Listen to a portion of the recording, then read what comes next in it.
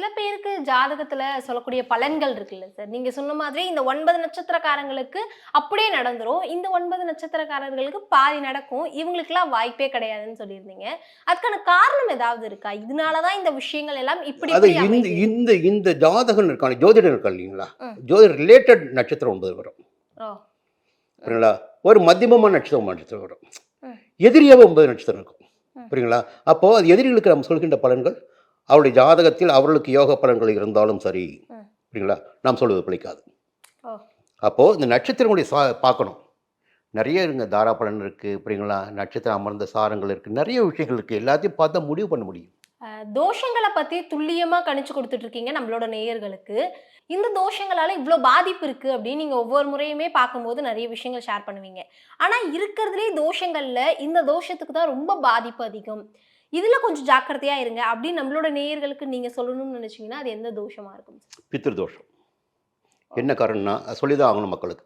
என்னன்னா முதல்ல ஒரு தெளிவாக சொல்லிடுறேன், தோஷங்கள் இல்லாமல் எந்த ஒரு ஜாதகமும் பிறப்பதில்லை.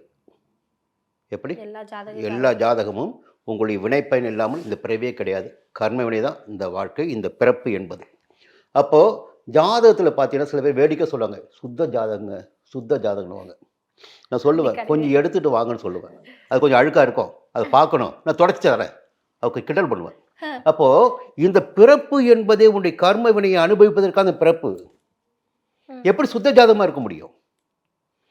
நிச்சயமாக ஜாதகம் தோஷம், ஏதாகிலும் ஒரு தோஷம், 64 தோஷங்களில் ஏதாகிலும் ஒரு தோஷமாகுது.